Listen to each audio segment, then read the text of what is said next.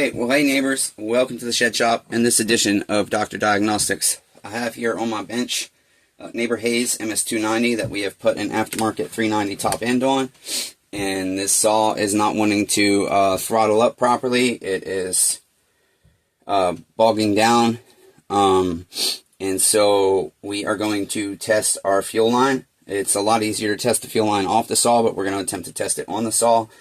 And if we think our fuel line passes, we're going to go ahead and take our carburetor and give it another ultrasonic bath, test our tank vent to make sure it's working properly, because it seems to be an air fuel delivery issue, and we have vacuum pressure tested this saw and it did pass, and so we don't believe it's from an air leak, but we just have to figure out what's wrong. I just tore down a couple of MS271s and getting a bar stud out put my neck into unbelievably excruciating, agonizing pain, but the bills need to be paid. Today is Monday, February 11, I believe, or maybe the 12th, I can't remember. Yeah, today's the 12th. We got a dentist appointment in a couple hours, and so like I said, we're just going to try and figure out what's wrong with Neighbor Hayes' saw, so that he can have his saw back, because his 291 that we rebuilt, that we removed piston transfer from our cylinder, he said seems like it has lost some compression, so we're really worried about that. So the hope is to fix this saw by today so that he can come by this evening, drop his 271 off for his 291 off for diagnostics, and excuse me, I can't think, and pick up his 390 hopefully. So we're going to drain our fuel to make things easier, and I did put a brand new large pickup body on this, so I don't think it's our pickup body, and it is a fairly new fuel line, so I don't necessarily think it's the fuel line. I do believe we actually tested our fuel line and it passed, but we're going to test it again, because to me it just, the way it's running, it seems like, well, I'll tell you what, it could be this situation of low on gas. No, because our pickup body is almost completely submerged, so I don't think it's lack of fuel. But we couldn't get the carburetor, no matter what we did, to tune in so the saw would run right. But we do have a response when adjusting our carburetor, but it's not quite the response I would expect, so it could be that something is plugged up inside our carburetor as well. I am just trying my very best to stay encouraged and trying to learn to cope with this new neck pain. I am hoping to get my epidural shot next month in my neck, well, in my spine, but it's supposed to be able to help my neck, and so kind of hoping for that to come through. So what we're going to do is, you guys have seen me do this a lot, we're going to pinch off our fuel line as close as we can to the end with our pickup body, and then we're going to hook our Mighty Vac up to the other end, and we're going to see if our fuel line can hold its shape without collapsing for 30 seconds with a vacuum of 15 mercury and then 15 psi on pressure, and make sure it doesn't collapse on vacuum or balloon on pressure. And that is what we're looking for. In a way, I kind of hope it is the fuel line, so that we know what the issue is and can fix it right away. But in another way, it would be nicer if it was just that our carburetor has a plug up somewhere, because then my neighbor doesn't have to buy a new fuel line. So get that hooked up, out of the way. We'll get our Mighty Vac with the proper attachment on it, and we will see what happens. So we've got our line pinched off, and we're gonna hook our vacuum pressure tester up, and we're gonna go and do vacuum first. Okay, and like I said, we're gonna go to 15 pound or 15, I don't know what it's called quite, if it's pounds or it's just HG mercury. And we are just gonna watch this for 30 seconds or so and see if we get any collapse. Right now it looks good. Oh wait, it's half collapsed at the top here. Very hard to tell when it's on the saw. Like I said, I might have to remove it from the saw itself. It does look like we are collapsing actually. Yeah, I think I just want to go ahead and pull the fuel line off the saw. Not exactly easy on this model because of the handle setup. But I have a trick I'm going to try to reinstall it after the fact without having to move our whole handle out of the way. Because it is kind of soft and pliable at the bottom here. And so that's why I thought I'd go right to checking the fuel line here. It is extremely humid out right now. Just extremely humid. Okay, so once again we'll pinch that off. And we're going to pump this. It looked like it might be collapsing right here at the top, just below the grommet. Okay. See how it looks like it's collapsing there? Yeah, it is collapsed, completely collapsed. So our fuel line, despite it being new, is failing. So we'll put a new fuel line in and see what happens with the saw. Okay. So let's do that.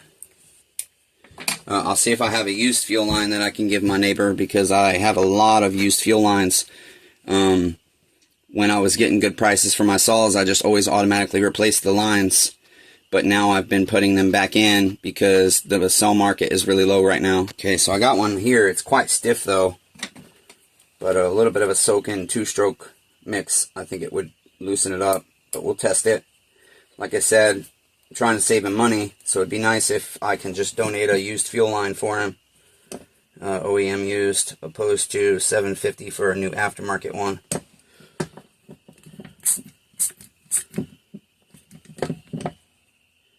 Definitely don't think this is going to collapse, but it is really stiff.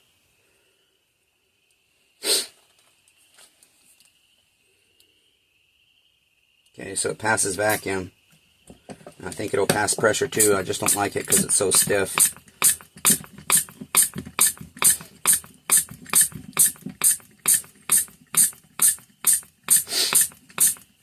A lot of pumping to pump up the pressure. I think my Mighty Vac is kind of worn out, even though it's not that old.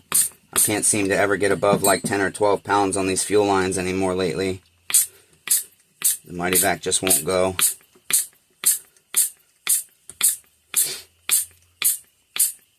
Have to see if this Mighty Vac has a warranty on it still. I do think it needs replaced.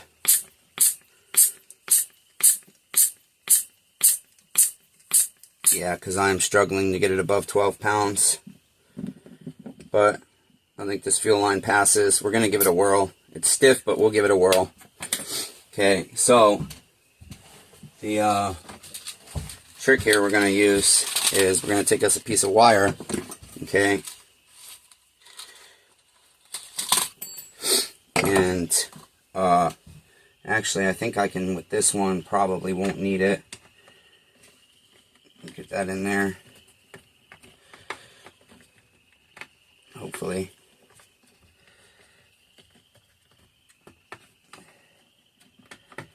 Okay, the hard part is getting the grommet attached. We'll go through here, grab our fuel line and try and pull it through a little better.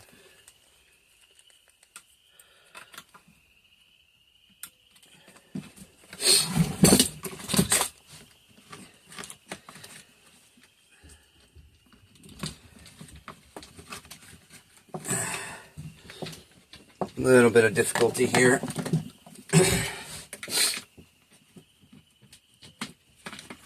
Okay, now we got to try and get our grommet in.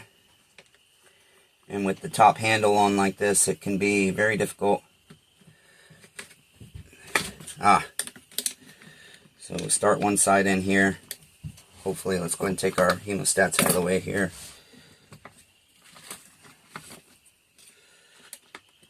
We got to have it turned the right way too.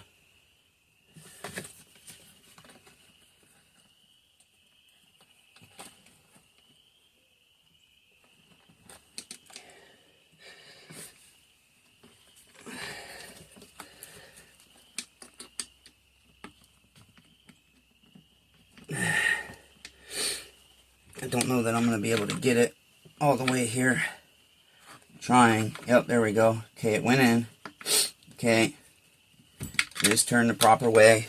So we'll go ahead and get our pickup body put back on, put our saw back together, and see if she's going to run right. Hopefully she will, because Chainsaw Redeemer's hurting real bad. And bills are due. And I have no money to pay my bills right now.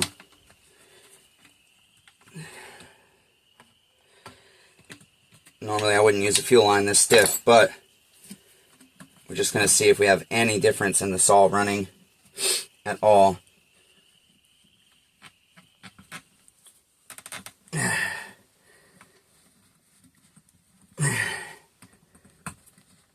Damn. Struggling. Goodness. Weak hands, weak body. Just weak everything anymore. Okay, there's that. Okay, let's get this stuff out of our way.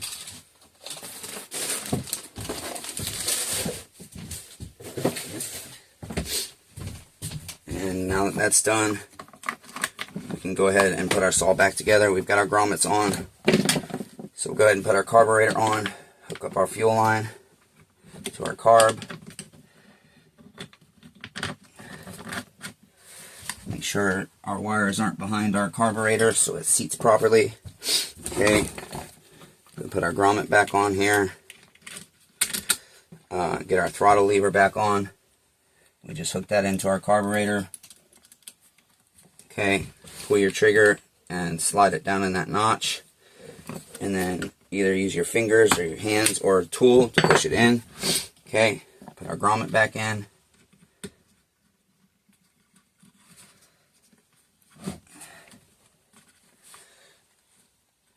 Okay, there's that. Put our two 8mm on.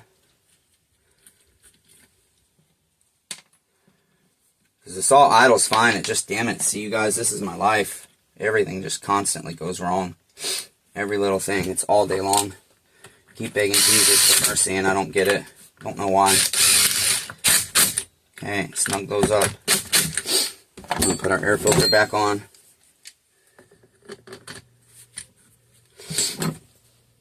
Fill this back up with fuel and see what happens. I also did reuse this air filter, but it seems to be passing air just fine. But even the slightest restriction of airflow will cause your saw not to run right. It won't be able to pull air and fuel through. The air does help. The air coming through your venturi does help pull the fuel from your carburetor into your saw.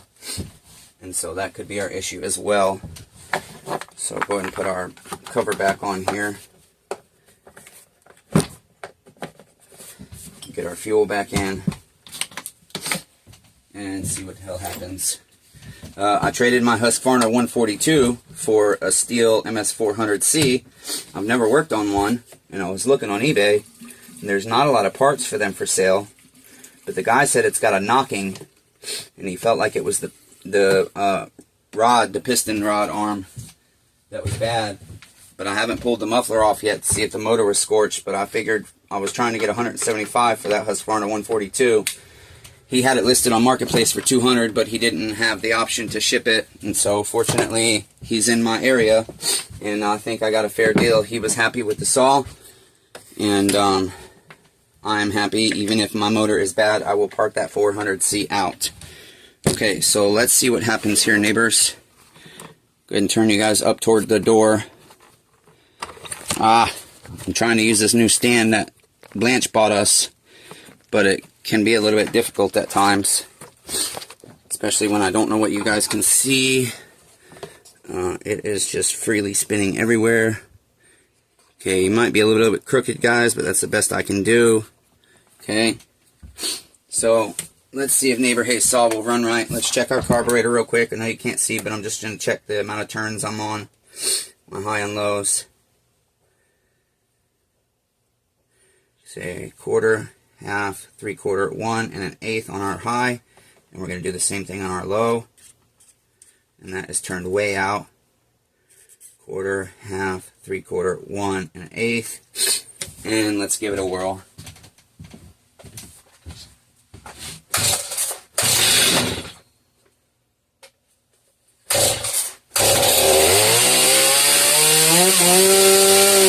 Trying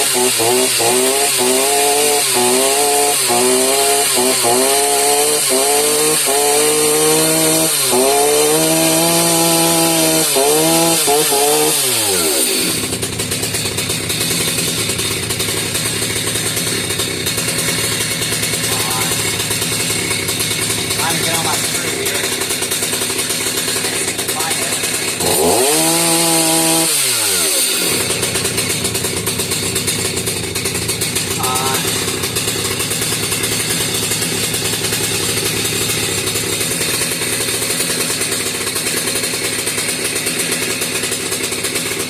Come on. Fuck.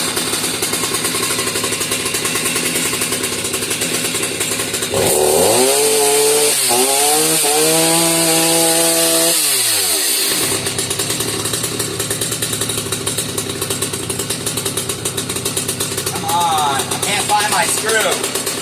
I hate these fucking red restrictors.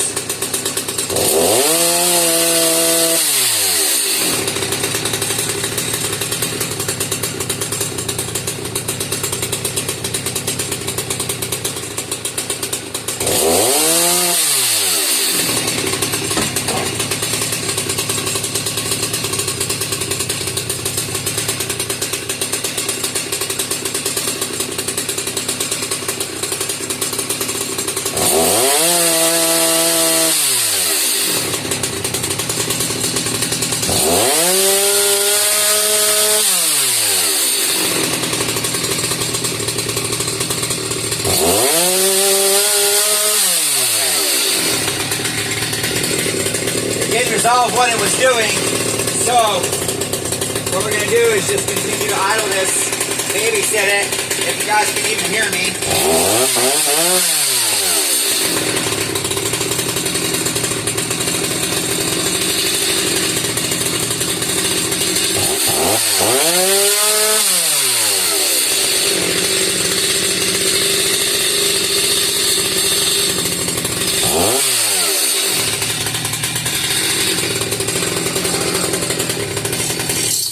Oh shit, that's not good. I don't know what just happened there.